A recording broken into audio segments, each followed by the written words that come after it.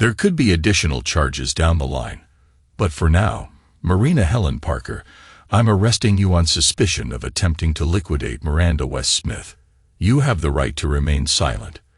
With that, my wife collapsed. If I'd acted more quickly, I might have been able to catch her before she hit the floor. But I thought the fall wouldn't be as bad as the blow she had tried to land on Mira, so I only made a half-hearted attempt to catch her, which of course, failed. Before I continue, let me give you some background on the key players in this story. I'm Leon Robbie Parker, an accountant, though not the type you'd expect. I grew up in a rough neighborhood where most people ended up in jail or worked in factories. I got lucky. I started out at a carpet factory where it didn't take long for me to break every machine I touched, so they'd moved me to the warehouse.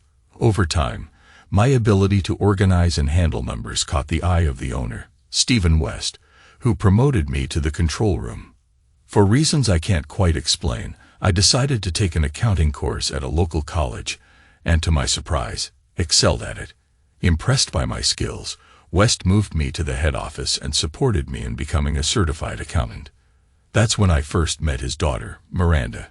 To be blunt, we didn't hit it off. Miranda wasn't anything like her hard-working father. She was a spoiled princess, constantly pushed up the social ladder by her ambitious mother. Beautiful, in a way that made every man at the office stop what they were doing and stare. And she knew it. She was a classic tease. A few years later, she married Derek Smith, a guy just as self-absorbed as she was. He saw himself as the world's greatest gift, and she was the woman who wanted the wealth and status that came with him. They were a perfect match. Now let me tell you about Marina Helen Parker. She worked at the factory running machines that rewound yarn onto cones for the looms. Unlike me, she came from the same tough neighborhood. But unlike me, she never bothered with school. Mary believed her beauty and charm were enough to pull her out of her rough life, and it was clear she had her sights set on me. I wasn't totally naive, but Mary was hard to resist. At 22, she was stunning. Jet black hair cropped short, giving her a boyish look that somehow enhanced her femininity. Her liquid brown eyes were full of desire, and her slender body had curves in all the right places. At that time, the company was fulfilling a huge contract to supply green carpets to the National Defense Agency. The deadline was tight, so overtime was abundant, and the machines ran non-stop, often until midnight. As a key employee, I had to pick up extra shifts, especially since Miranda couldn't let go of her social life, and the boss was already sick. It was early December and the snow had begun falling, something rare for our area. No one was prepared for it, and the roads were getting slick. As I left the factory that night, I saw Mary standing alone at the bus stop. I pulled over and asked if she was okay. She told me her ride had backed out because her sister wasn't a good driver in the snow. I knew her sister's car, a Carenza, and figured it was a dangerous ride in these conditions, so I offered her a ride. She appreciated it, and to help keep her warm, I let her use my cell phone to call her sister. We talked the whole way, and she told me the foreman had agreed to transfer her to a new role after the holidays. I flirted a little, telling her someone as beautiful as her should aim higher than a job like that, and she laughed. I enjoyed her company during the half-hour drive. When we got to her place, she invited me in for coffee. I politely declined, but then she kissed me. And it wasn't just any kiss. If I'd been standing on air, that kiss would have knocked me off my feet. She knew exactly what she was doing too. Her smile as she climbed out of the car made that clear. I didn't sleep well that night. Over the years, I'd had chances to get involved with women at work, but I always kept my distance. Mary was different. By the time the last day before the holidays rolled around, we were dancing together at the factory Christmas party. Under the mistletoe, Miranda kissed me and whispered, "Be careful. She's after you. You might find something better." Shortly after, Mary came back to the party, stayed until I was closing up the factory, then mentioned she had left her flat shoes in storage. She asked me to walk her there. And I did. We strolled through the rows of carpet rolls until we reached a stack of small rugs. As she'd said, her shoes were in a bag. Being the gentleman I was, I bent down to pick them up, and when I stood back up, she was standing very close, holding a sprig of mistletoe. The kiss that followed was even more passionate than the first. If I had to sum it up in a few words, I'd say it knocked my socks off. But it was a plea, so I'll indulge myself a little. She wrapped her arms around my neck, stood on tiptoe to reach me, and our lips met. There wasn't much in the way of foreplay, but I did hear her murmur, "That feels good," before we kissed again. We ended up on a small pile of carpets, kissing passionately. The intimacy was great, and it seemed to last forever. Eventually, I was exhausted, so much so that she pushed me aside and reached for some tissues in her bag. As she dried herself, she looked at me and said, "Do you know how much these rugs cost?" I grinned. "I'm an accountant." She laughed, finished cleaning up, and then hugged me tightly. "That was fast," she said. "Sorry," I replied, but she kissed me again. "Don't worry, it was flattering. But if you want to make it up to me, I won't mind." "Just not here, okay?" I asked, "Where do you want to go?" Completely unaware that those 4 words were about to seal my fate. She thought for a moment before answering. "I don't know. It's not going to be much fun at my place. Mom and Dad are busy packing for Christmas at Aunt Lydia's, and my sister and her boyfriend are probably in the bedroom." Without thinking, I said, "What about my place?" And that, I didn't realize, was the moment I stepped into the trap. I took Mary to my place, a decent apartment with 2 bedrooms and a beautiful view of the sea. She was impressed. After a shower and a few hours of making up for my rushed mistake at the factory, she wanted to inspect everything, like someone inspecting a place they're thinking of buying. That's how she was. She'd already complimented the bathroom, which was massive compared to the old-fashioned style ones. She couldn't stop giggling when I explained the bite it, since she'd never seen one. She loved the wardrobes and storage space in the bedroom, and she went crazy over the kitchen, even though I rarely used it. She said that having a kitchen like that was one of her goals. But it was the living room view that really got her. I probably took it for granted, but her reaction reminded me of the first time I saw it. The whole bay stretching out in front of us. I probably said something cheesy about how the view was even better with her here, and she hugged me, thanking me. We were back in bed soon after. The next morning, Christmas Eve, we woke up to a beautiful frost covering the ground. After another satisfying session in bed, she insisted on making breakfast, proving she really knew her way around the kitchen. We sat down at the table, and the conversation quickly shifted to our plans for the next day. We planned to have a quiet day, reheating leftovers, watching TV, and maybe browsing the internet. She had a choice between watching TV or dealing with her sister being noisy in the next room. It seemed reasonable to make better plans, so I dropped her off at her place to pack a few things while I went to the supermarket to buy everything she wanted for a proper lunch. It felt a little manipulative, but I didn't mind. We ended up having a wonderful holiday together. Later, we went to the carol service in the town square with a bag of roasted chestnuts, eating them on our way home. On Christmas Day, we spent the day in bed, and later I took her to the local flying club. I told her I needed the adrenaline from skydiving to break up the monotony of my work week. She had serious doubts about it, but decided to go along with it. By early February, she had done her first solo jump. Over the next month, she did a few more, and by March, she jumped alone for the first time. When she landed, I proposed. Yes, it was sentimental, and maybe a little corny, but it felt right. Just as I did, Derek Smith interrupted with a remark about working-class kids marrying their own kind. Without thinking, I punched him in the stomach. He dropped to his knees, winded and stunned, then promptly vomited all over the grass. Miranda, annoyed, turned to me and explained Derek had been drinking. She quickly left, and our engagement felt somewhat tainted, but we pushed through it, and were married a couple of months later.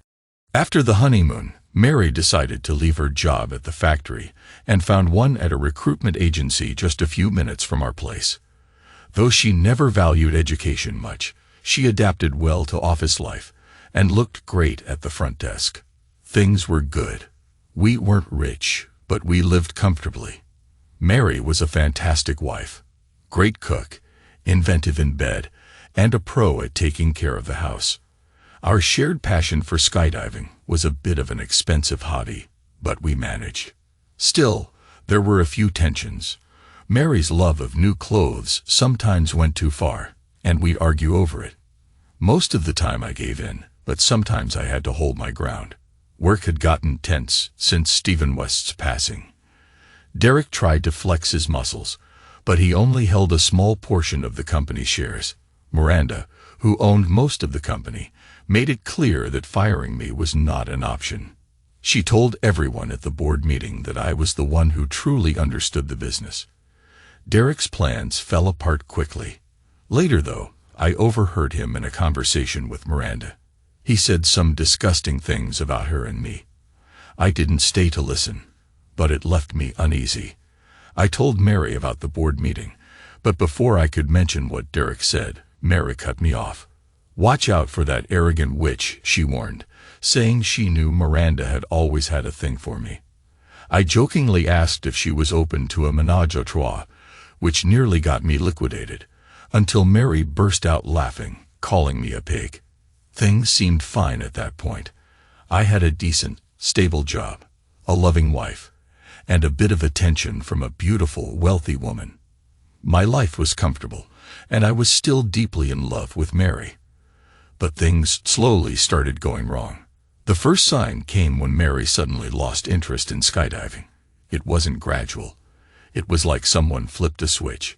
We'd been having great weather, plenty of opportunities to jump, but she started insisting that the risks were much higher for women. She stopped jumping altogether after a final tandem jump on her birthday, just a couple of months after our first anniversary. For a while she'd come to watch, but eventually she said that watching was worse than doing it, so she stopped. I was ready to quit, but she insisted I keep going if it made me happy. That was when Miranda started coming to watch instead of Mary. Mary didn't seem concerned, and I continued jumping, with Miranda as my new partner. Something had changed, and I didn't know what, but it was clear things weren't the same. By then, Miranda and I were getting along great. She'd changed a lot since I'd first met her, no longer the arrogant snob, but a solid businesswoman and a fun person to hang out with. We laughed a lot, enjoyed each other's company, and became close friends. But did I like her? Yes, still. Did she like me? I was pretty sure. But were either of us willing to act on it? No. Anyway, we talked often and trusted each other. That's why one Sunday afternoon, while enjoying the calm air currents instead of falling toward the ground, I couldn't understand why she seemed so down. Later, we sat in a small club, sipping cold drinks, and I tried to figure out what was bothering her. At first, she denied anything was wrong, but after some prodding, she finally said, "Okay, Robbie, what would you do if you thought your partner was cheating?" I was taken aback. "What do you mean?" "I think Derek might be having an affair." "Seriously?" I asked, shocked and unsure if I wanted to get into this. "Yeah, seriously," she said, offering a strange smile. "I need someone I can trust," she added. I hesitated. Well, there aren't many people I'd trust with something like that either. "No, I'm serious.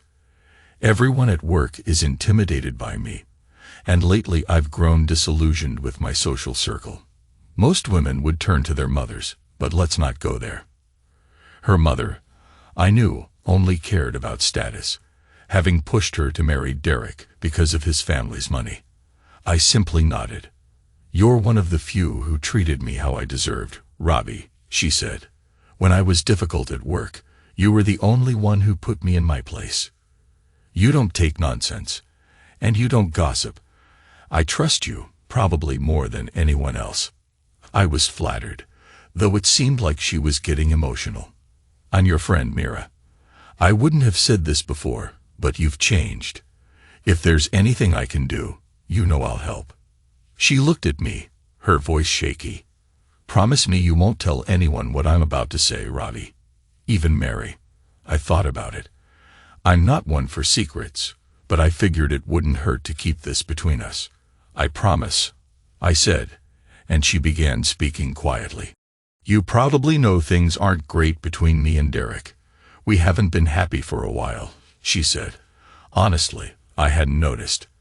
I hated Derek and assumed he was just a fraud, but I wasn't one to meddle in other people's relationships. She continued. "At first everything seemed fine. My dad never liked him, but my mom thought he was perfect. She was wrong. He was broke when we married. He spun some story about bad investments and dishonest partners. I believed it. I was naive. It didn't take Dad long to see through him," she went on. "He gave Derek easy tasks, paying him more than they were worth. But he also warned me not to let him waste what Dad earned. By the end of our first year, I learned Derek was having an affair. I didn't tell you, but I found out through your notes. You remember when you questioned his spending. You were right, and that scared him enough to drop her." I had no idea, but she continued. "After that, there were others. And Derek stopped using the company account to fund his affairs.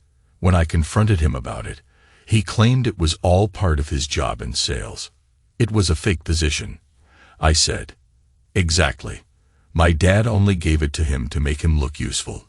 It was even Harper who brought in most of the business." She paused, her voice faltering, as if tears were threatening to fall. "So why did you put up with it all?" I asked gently. "Partly because of my mom," she replied. "And after a big fight, we started sleeping in separate rooms, but it was clear that his affairs didn't matter much, except now this one is different." "Why?" I asked, already sensing the gravity in her voice.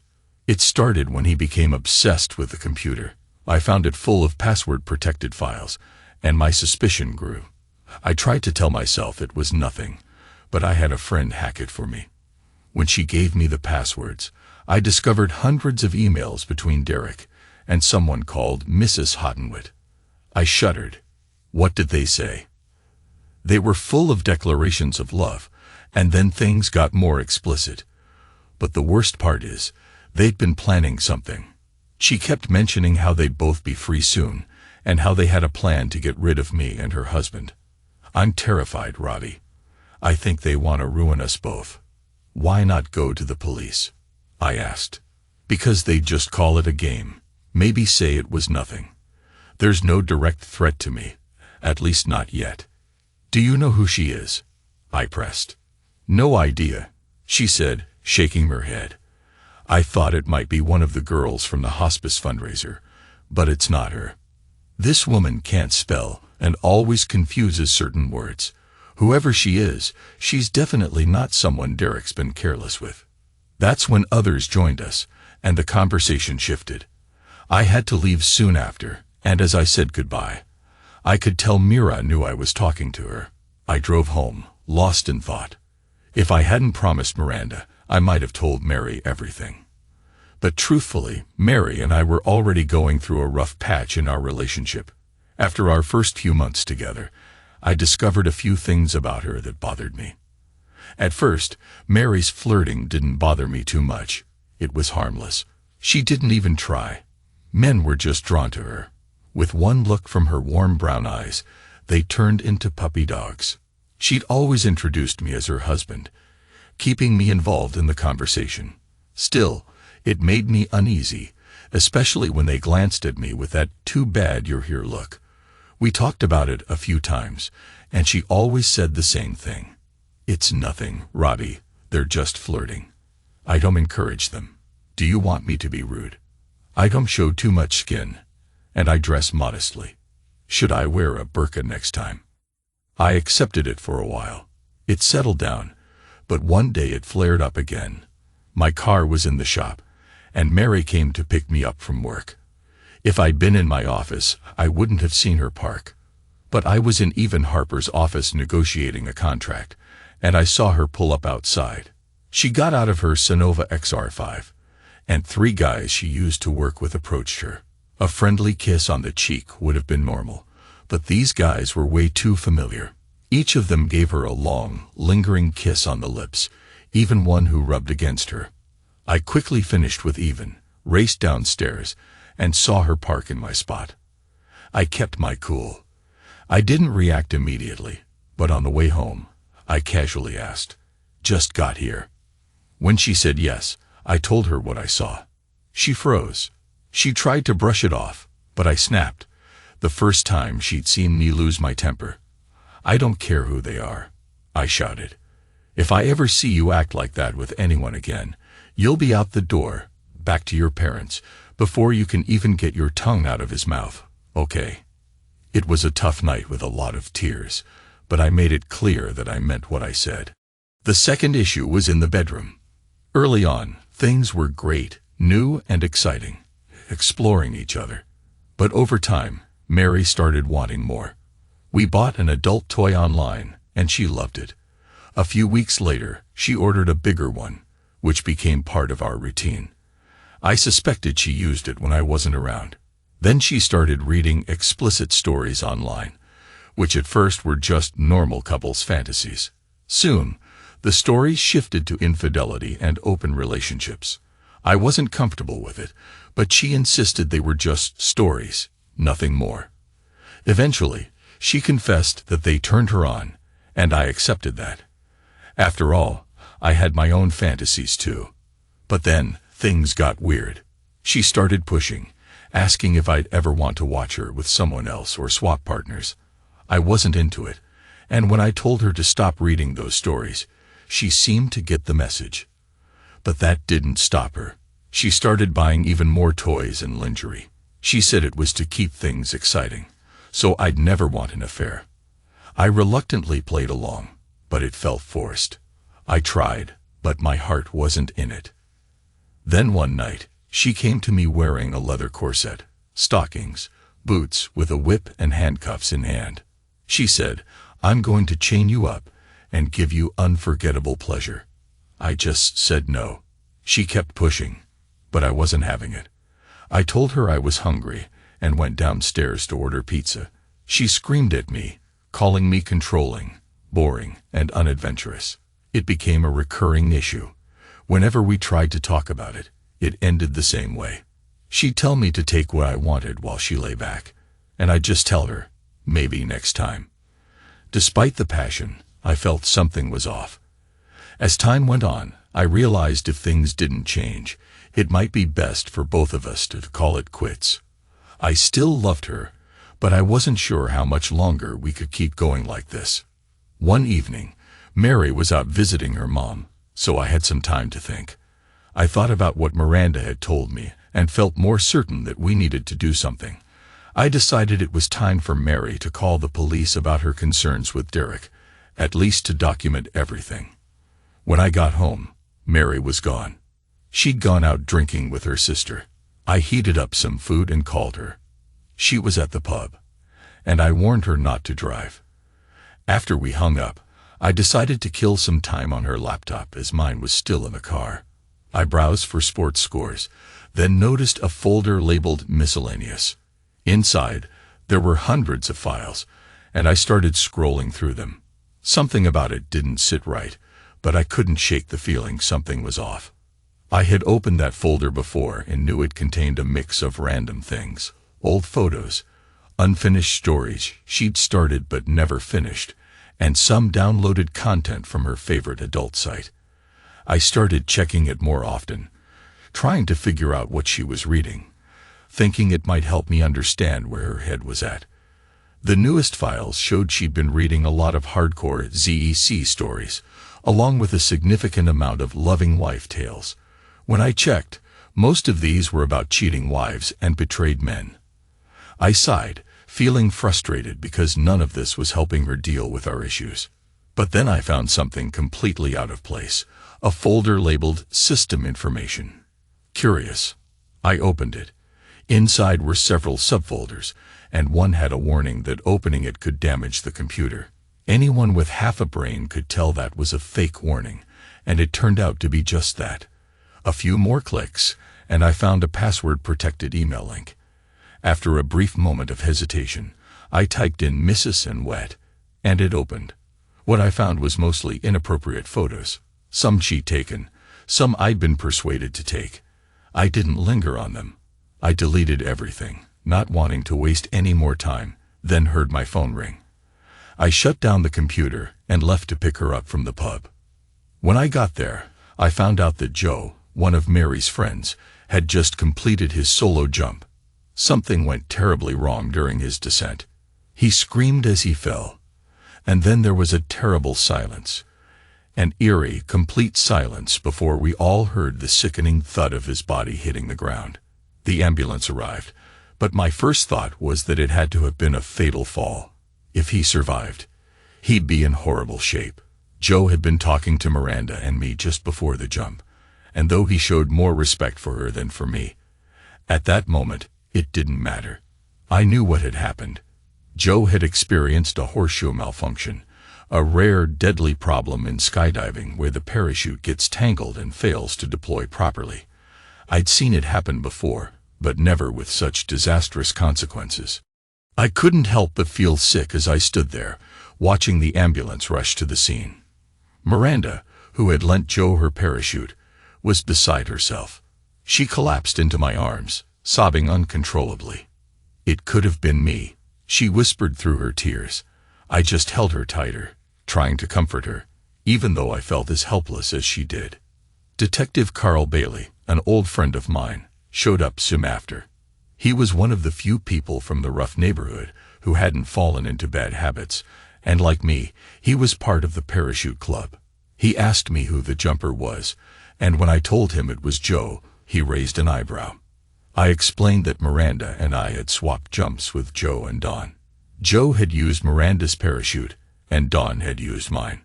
Carl listened, but then shifted gears. He said, "But there's something more serious here, Roddy.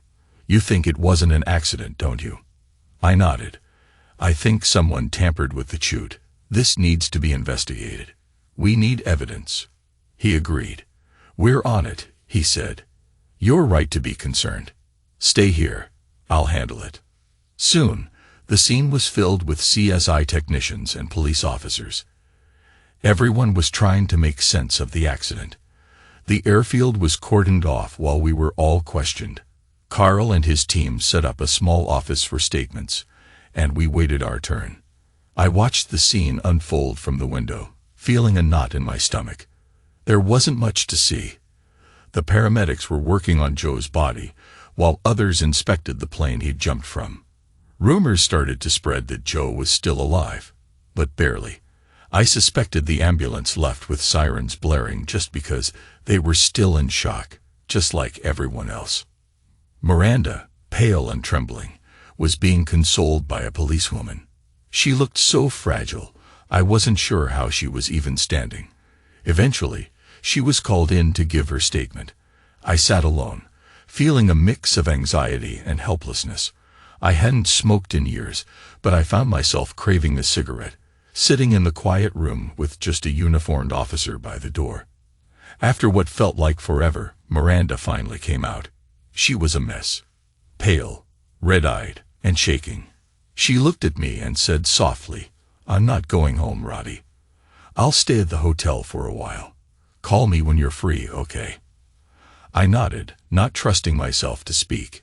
Seeing her in this state made my heart ache. I walked into the committee meeting room and was introduced to Detective Henderson. He asked for my personal information, then began questioning me about the jump. He also asked about my role at the club. I told him I was the treasurer, and though they were recording the interview, he still took notes by hand. I was exhausted, emotionally drained, but I couldn't stop thinking about Joe, the fall, the malfunction, and how this might have been intentional. I was more certain than ever that someone had tampered with the parachute. This wasn't an accident. It was something far worse, and I was determined to find out the truth. Then it was Carl's turn to ask, "Roddy, can you tell me about your qualifications, specifically in parachuting?" "I took the instructor certification course," I replied. "Oh, sorry, it's the instructor certification course," Carl corrected. "Right, but I've only had it a few months. I need a year's experience and my jump master qualification to become an instructor. I also have a master packer certificate for minor repairs and packing parachutes. If you want the details, they're in my journal.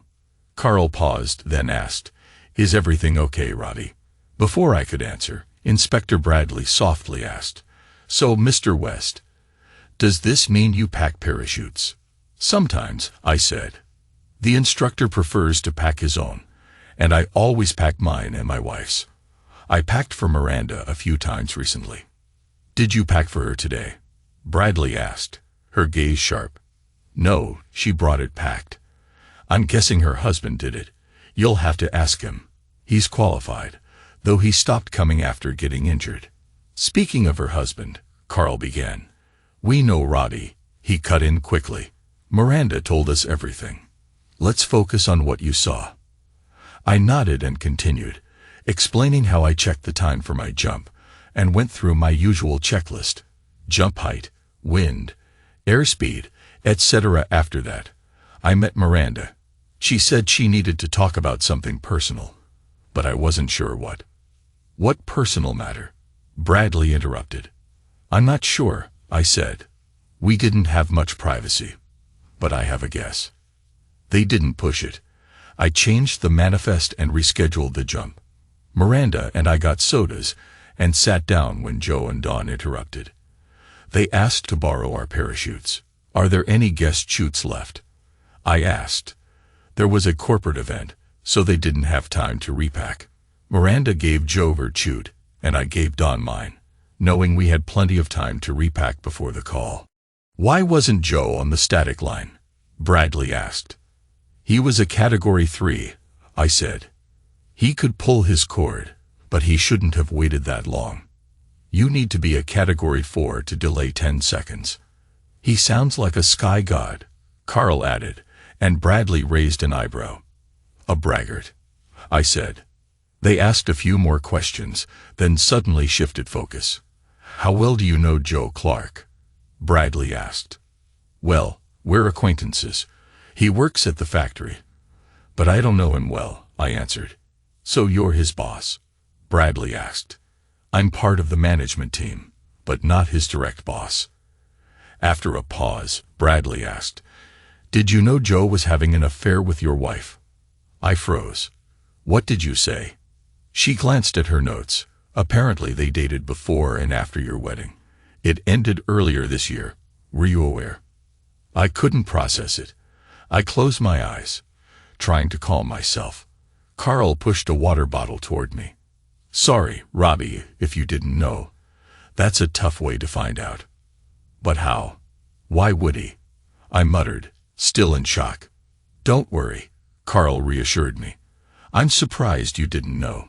He bragged to his coworkers, saying his job was safe because... "Why?" I cut in. "He said you knew and didn't care because he could meet her needs in ways you couldn't." "This is ridiculous," I exploded, knocking over my chair. "It's not true." "Please sit down, Mr. Parker," Bradley said, pulling up a chair for me. I fell back into it, still stunned. They asked about Mary's past, but I didn't have much to say. What mattered was our present, not her past. I didn't doubt their story, though I didn't want to believe it. The pity on their faces made me fall silent. Bradley spoke again. "We have good reason to ask. A man who was your wife's lover just fell from 1,200 meters, possibly due to a parachute malfunction, one that belonged to your good friend." I froze, realizing what he was implying. "I didn't pack it," I said quickly, "and I haven't touched it since Miranda got here." "He was with her the whole time." "Did she take it with her to the bathroom?" Bradley pressed. "No, I didn't do it. Other people saw her. She was only gone a minute." "It's okay, Robbie," Carl said, trying to calm me. "We're just asking." Bradley kept pressing. "Why did you think it wasn't an accident?" I told them about the emails Miranda had seen and how I'd suggested she contact the police, though I wasn't sure if she had. I also explained Derek's financial situation. What would Derek's position be if Mrs. West Smith were involved in this incident? Bradley asked. "I'm not sure," I answered cautiously. "Why not?" Bradley pressed. "I don't know if Mira made a will," I replied. "Let's assume she didn't," Bradley said. "Then he'd be very rich," I said. Between the factory, the 3 successful carpet stores, and her father's investments, he'd inherit it all. After I gave them an estimate, Bradley looked surprised. We moved on to questions about Derek. I didn't hide my disdain for the man, even sharing the story about punching him. Eventually, the interrogation wrapped up. The light outside was fading, and they asked me to return to the station the next morning with other witnesses. As I stood, Bradley added, "One more thing, Mr. Parker." I expected a Columbo-style question, but instead he asked the usual skydiver question. "How can a rational person jump out of a perfectly good plane?" "Because the door's open," I replied. The investigation continued. As Carl said, Inspector Bradley was thorough and never rushed. A lot of suspicion fell on Miranda and me after the parachute data card was found, and it appeared to show that I had repacked it recently, just before she went home. The signature on it was mine. Miranda's husband, Derek, confirmed that I usually packed her parachute and hadn't done it in weeks. He then suggested that Miranda and I were having an affair and that she had blackmailed me into divorcing Mary. According to Derek, Miranda was determined to have me, offering him a large sum of money to help her break up my marriage. He tried to warn her that I was dangerous, but she ignored him, thinking she could manipulate the situation. Miranda's refusal to listen only made things worse. But when forensic experts confirmed the handwriting on the data card wasn't mine, Derek's version of events completely unraveled. With the focus now on Derek, he grew increasingly desperate to avoid responsibility. When he was accused of attempting to harm his wife to secure her wealth, he denied everything. He also denied the story about emails to a mysterious woman who was allegedly helping him plot Miranda's passing. Police seized his laptop for examination, but it was practically unused, and Derek claimed it just needed an update. He said he had wiped the old laptop clean and donated it to a charity that helped seniors with computers.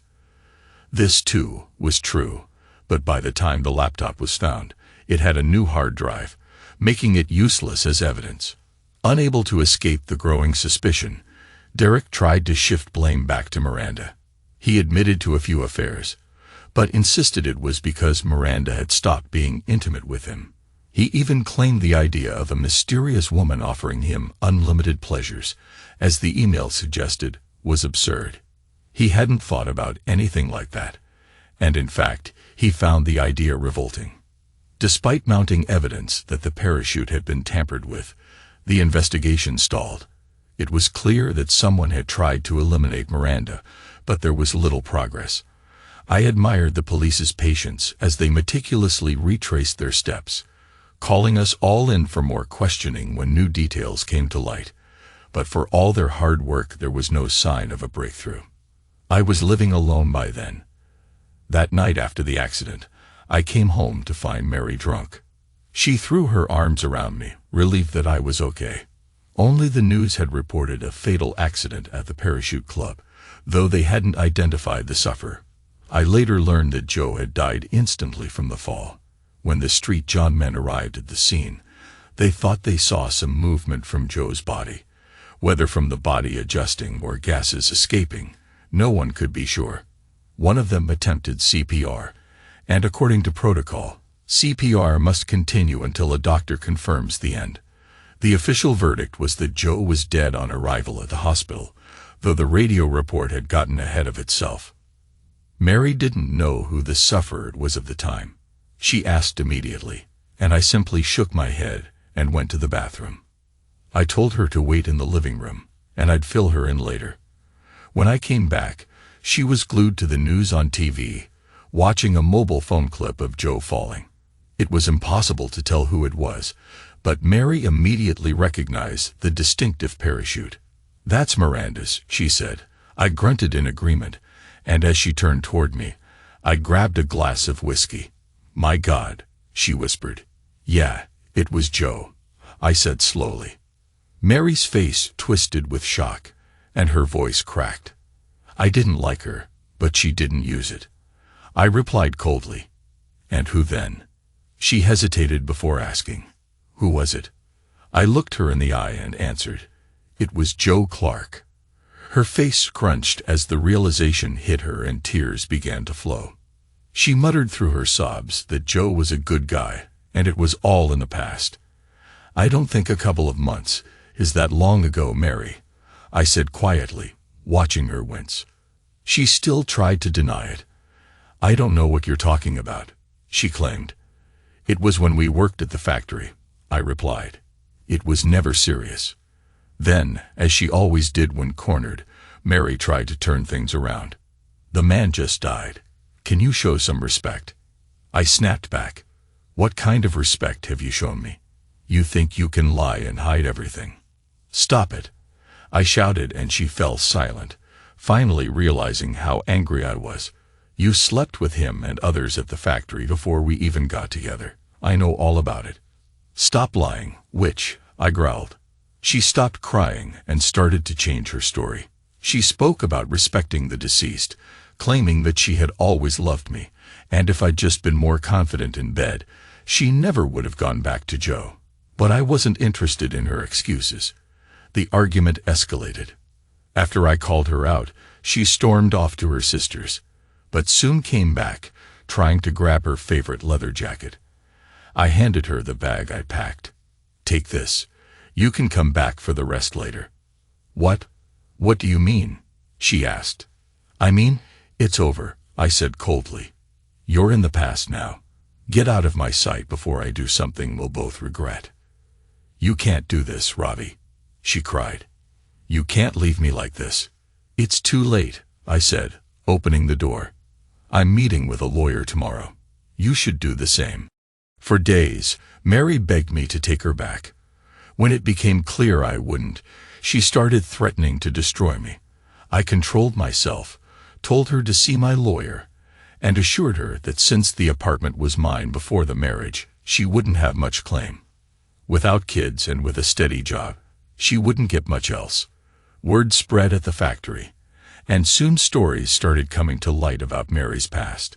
A supervisor and a senior foreman confirmed that she had a reputation for certain favors, with Joe Clark being the primary recipient. A few others had been involved too, but Joe was the one who bragged about never needing protection. I learned that Mary had been taking Joe to the factory during lunch breaks, and if he wasn't working, she found someone else. It seemed everyone at the factory thought I was a fool for marrying her, though they kept quiet. I couldn't do anything about it, but I kept those details in my mind. Finally, after relentless work from the police, everything started to fall into place. They asked to check all the computers in the house. I handed over 2 identical laptops I had bought for us, surprised they hadn't done this sooner. After 10 days of inspection, they called me in again. That Wednesday, Detective Sergeant Carl Bailey asked me to bring Miranda to the station. We arrived, and to my surprise, Mary was already there. We were told we were there to assist with the investigation, and were informed we had the right to bring a lawyer if we wanted. None of us did. The police set up the 2 laptops in front of me, asking me to identify which one was mine. It was easy. Mine had some minor scratches, including a noticeable chip on the corner from when I dropped it. I explained this without hesitation, confident in my answer. The next question was whether I'd ever used Mary's laptop. I admitted I had, but only occasionally. Sometimes I'd leave my laptop in the car, so I'd use Mary's if she wasn't on it. Just to check the news or sports scores, I explained. Inspector Bradley asked, but not for emails. No, I always use mine for that. We shared a shopping email address, but my personal one was only on my laptop for club messages or buying gifts. The officers exchanged a look and said I could leave if I wanted, but I decided to stay. I'd prefer to stay and support Mrs. West-Smith, I said. She's a bit shaken. Mary scoffed, but I ignored it. The officers agreed, but I had to sit farther away and not speak. I moved to a different chair. Bradley handed Miranda a stack of papers. Mira seemed detached. Mary fidgeted, clearly wanting a cigarette. I remembered the cost of cleaning my apartment after Mary's last smoke. Bradley addressed Miranda softly. "Please read these, Mrs. West Smith, and let us know if you recognize anything. Take your time." As Miranda flipped through the papers, she gasped and then sobbed. I almost stood, but they motioned for me to stay seated. After a few breaths, she regained control and kept reading, her face grim. The room was tense, the only sound the quiet hum of the recorder. After a while, Miranda looked up, her voice faint. "I've seen these before. They're the emails I found on Derek's computer. Do I need to read more?" "This is important," Bradley replied. "Please continue." I glanced at Mary, who was still squirming with curiosity but couldn't see what Miranda was reading. The tension was growing in her. Finally, Miranda reached the last pages, gasping and bringing one up to her face in disbelief. After a long moment, she set it down and began sobbing, tissue in hand. Mary erupted. "What's going on here? Why am I sitting here while she's treated like a princess?" she shouted. Bradley's tone was calm but firm. "Mrs. West Smith is reviewing emails from your computer. Emails where you and Mr. Smith plan not only an affair, but also the liquidation of his wife." Mary froze, her mouth moving soundlessly. Then, trembling, she said, "This is a mistake." I stayed quiet, trying to comfort Miranda. Mary turned to me and demanded, "Tell them, Ravi." "I won't." "Why not?" she asked, her voice sharp. "I don't like him," I said bluntly. "Tell them," she insisted. I ignored her and kept my arm around Miranda. Mary nearly screamed. "I'm not staying for this. I'm leaving." She stormed to the door, but a constable blocked her. Turning back, Bradley said, "Marina Helen Parker, I'm arresting you for the attempted homicide of Miranda West Smith. You have the right to remain silent." That's when Mary fainted. I could have caught her, but I didn't. It wasn't much compared to what she planned for Mira. I made a half-hearted attempt, but it was too late. The following months dragged on.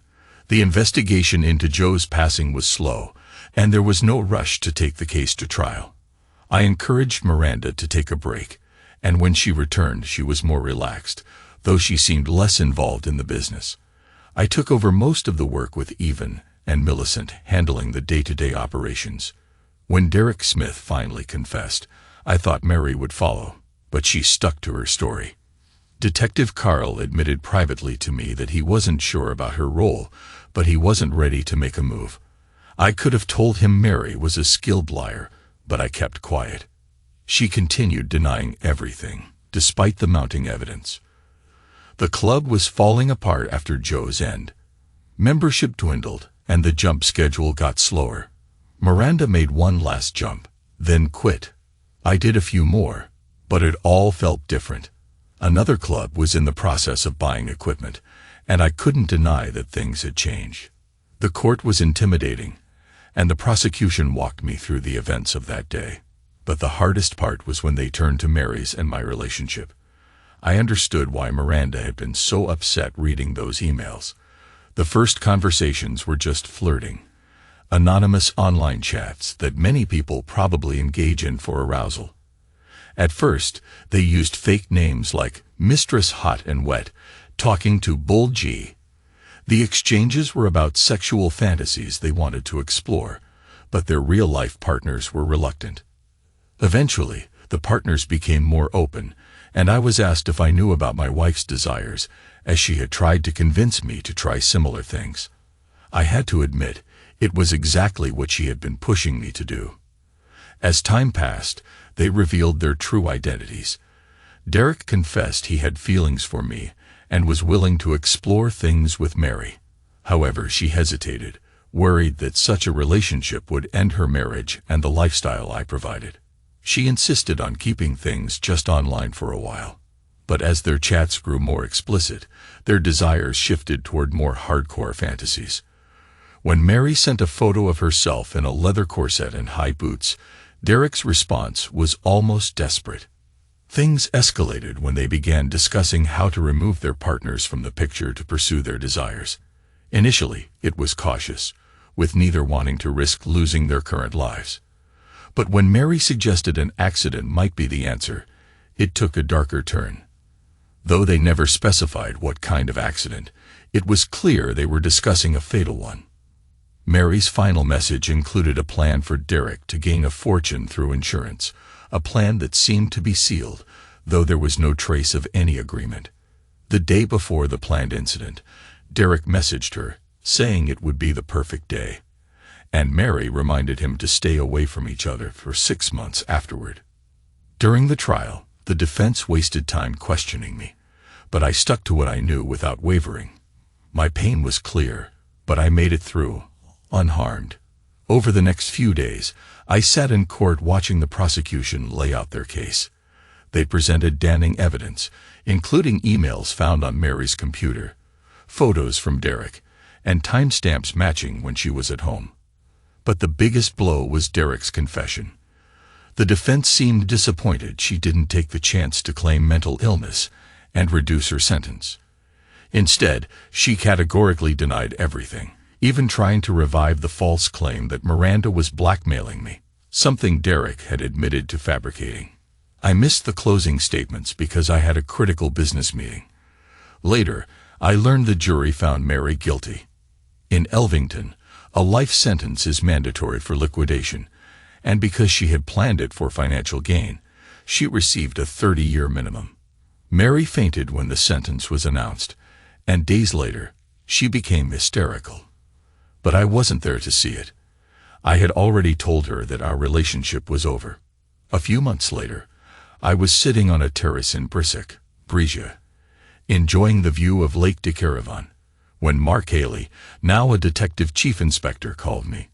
We hadn't seen each other in nearly 8 years, but he was in Marivan on an investigation and wanted to catch up.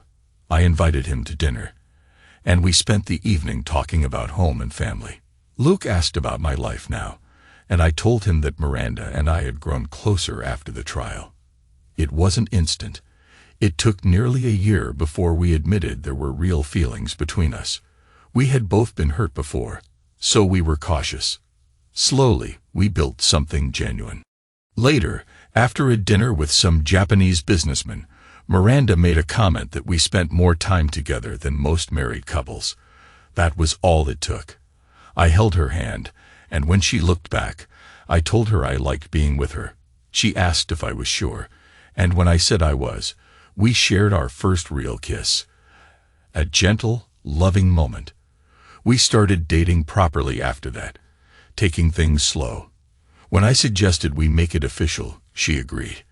And after a 6-month courtship, we got married in a small ceremony. Our honeymoon in Barbados was a bit awkward at first, but we both found our rhythm and our bond grew stronger. We talked openly about our past and the memories of what had happened, especially concerning Derek and Mary's disturbing letters.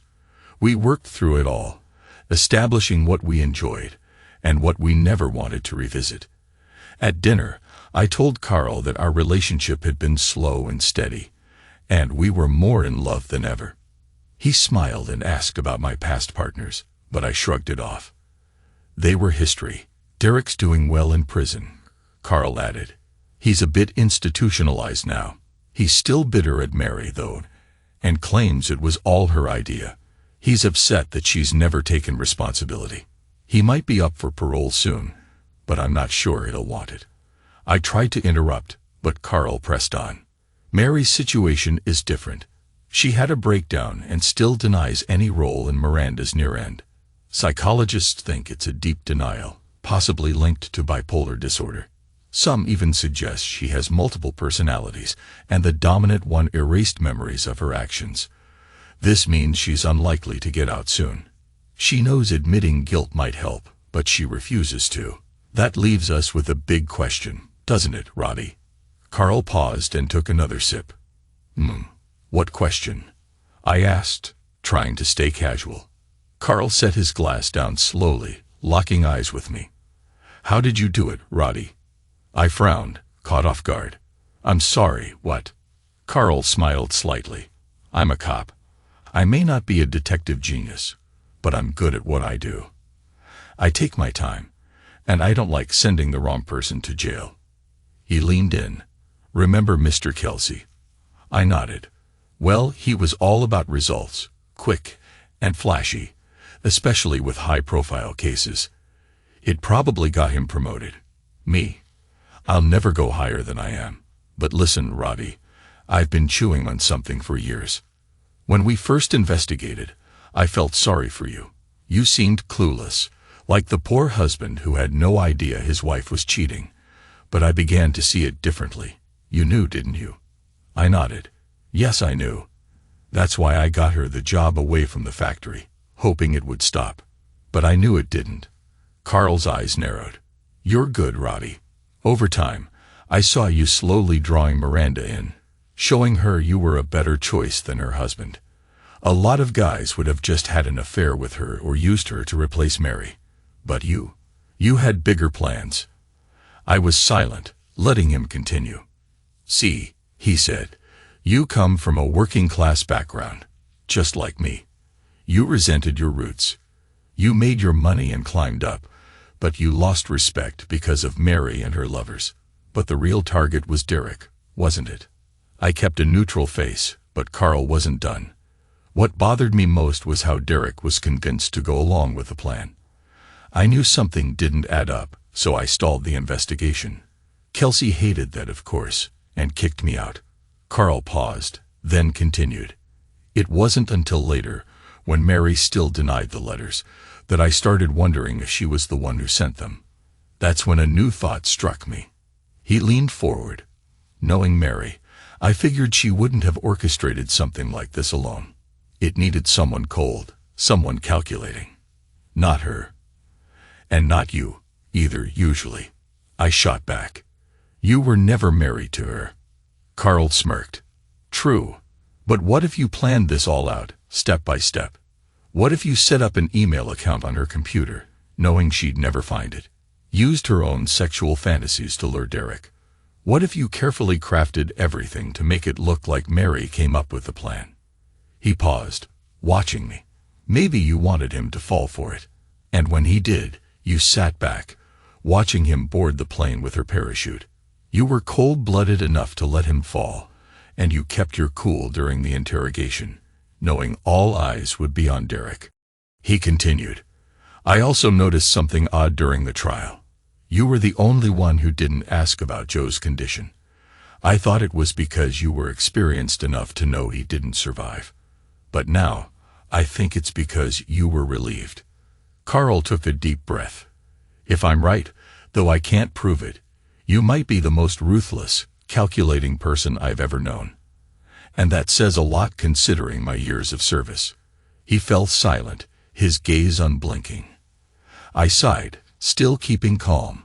You've come up with a whole scenario based on her refusal to admit what she did. The truth is, she plotted to destroy a man in cold blood, all for her own gain.